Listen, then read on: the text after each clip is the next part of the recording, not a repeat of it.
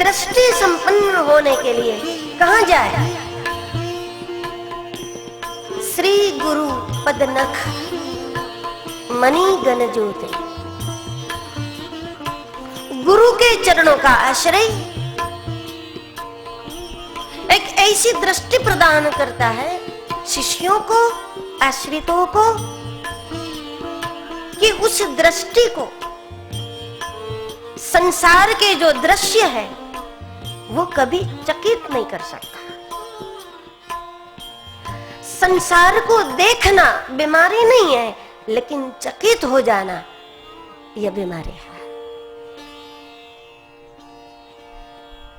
सद्गुरु ऐसी दृष्टि प्रदान करते हैं।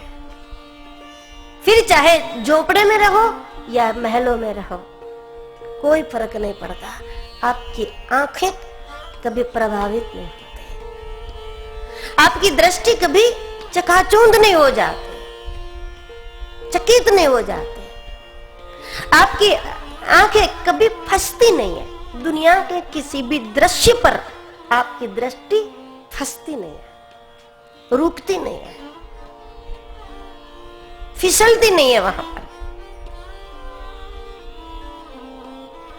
ऐसी दृष्टि को दिव्य दृष्टि कहते हैं।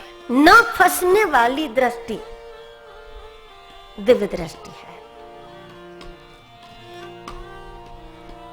कोई चीज देख ली लेकिन फंसने की बात नहीं। कोई चीज मिल गई तो फिर उसको प्रसाद कर दिया, बांट देंगे, उसको लुटा देंगे। जब दृश्य सामने है तो फंसने की बात नहीं है, और जो मिल जाता है तो भर के रखने की बात नहीं है। ऐसी दृष्टि यदि किसी को मिल गई तो ऐसी निर्लेप आंखों को दिव्य दृष्टि कहते हैं। जो कभी कभी गुरु कृपा से मिल जाती हैं। कुछ लोगों को ऐसी आंखें जन्म सिद्ध होती है, जन्म से होती है। यदि बाल्यावस्था से कोई लग जाते हैं ईश्वर की ओर तो जन्म सिद्धि भी होती है। जैसे सुखदेव जी महाराज की जन्म सिद्धि। ऐसा नहीं हुआ था कि पहले कहीं फंस गए, फिर परेशान हो गए, फिर किसी ने उस परेशानी से मुक्त कर दिया, फिर सावधान हो गए और ज्ञानी। ऐसा नहीं हुआ।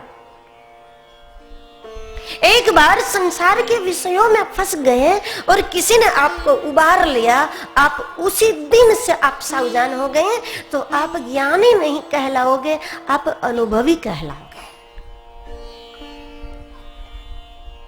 ज्ञान अलग चीज है, अनुभव अलग है, अनुभूति बहुत ही अलग है।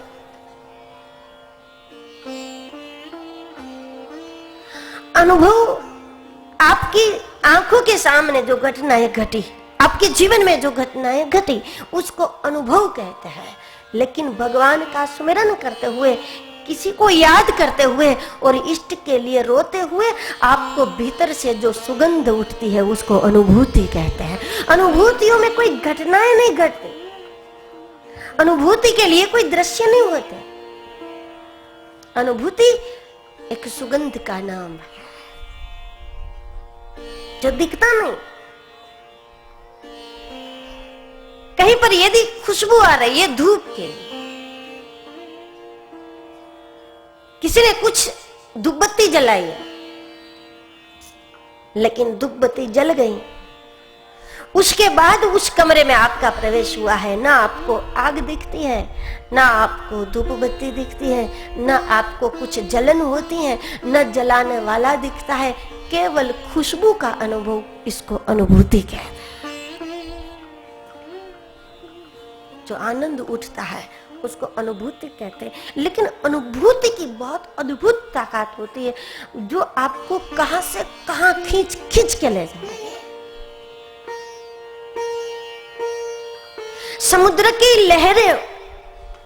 लहरों में यदि आप फंस गए तो समुद्र की लहरें आपको खींच के ले जाएगी जिधर आपको वो ले जाना चाहेगी, क्योंकि आपका सामर्थ्य तो उतना नहीं है कि आप मुकाबला कर सके उसका।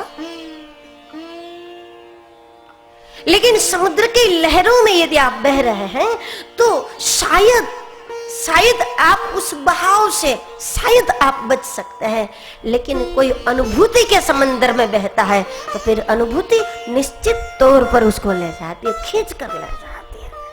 यही अनुभूति की ही तो महिमा है कि राजस्थान से प्रगति मीरा बहती बहती बहती आखिर गुजरात में पहुंच गई, द्वारिका में पहुंच गई। अनुभूतियां खींच के ले गई उसको गुजरात। क्योंकि जिस संत ने गिरधर गोपाल की मूर्ति मीरा को दी, वो मूर्ति देने वाला संत गुजरात का था। यही एक संबंध है मीरा के अध्यात्म के साथ। ये दोनों प्रदेश का एक अद्भुत संबंध है कि राजस्थान के मीरा को गुजरात के संत ने गिरधर गोपाल की मूर्ति दी है। इस अर्थ में देखो तो राधा है राजस्थान और उसका गोविंद गुजरात हो जाता है।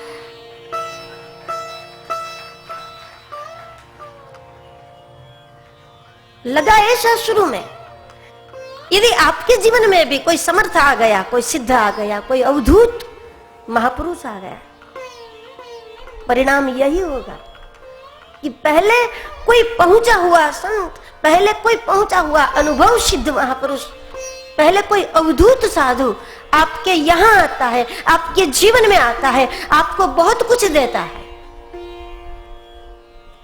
एक संत मीरा को गिरधर देता है, मूर्ति देता है, ये कितनी बड़ी बात है।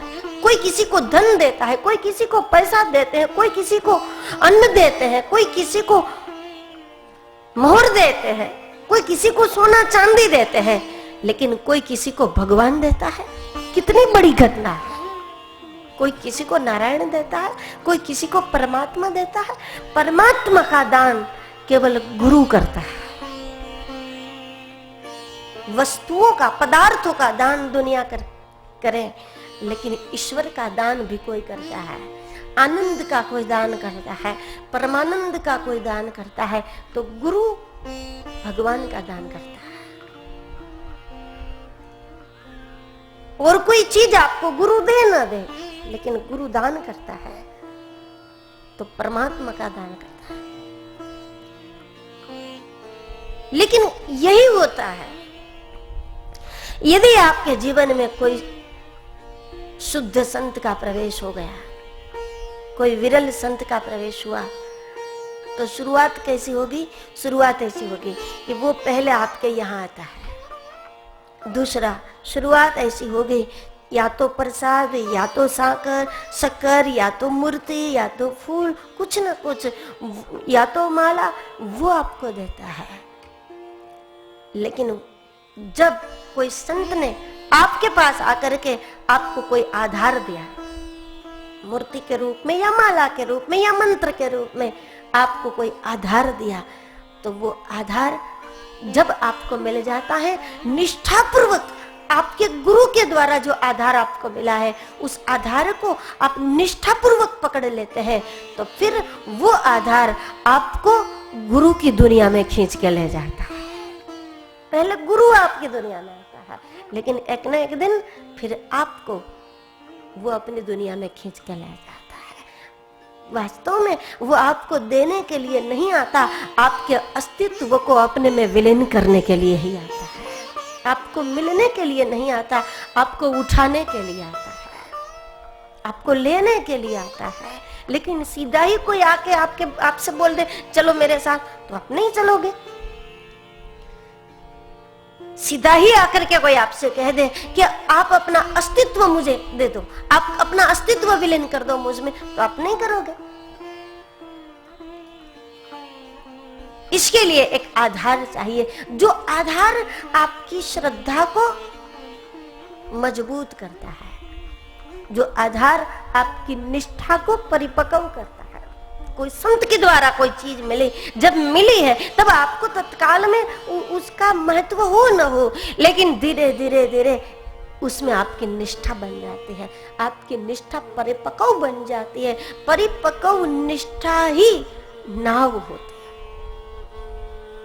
जो निष्ठा की नाव उसमें जिस दिन आप बैठ जाते हैं तो वो नाव, शुरू में गुरु आपके दुनिया में आए थे, लेकिन निष्ठा की नाव आपको उठाकर हमेशा हमेशा के लिए गुरु की दुनिया में समर्पित करते हैं।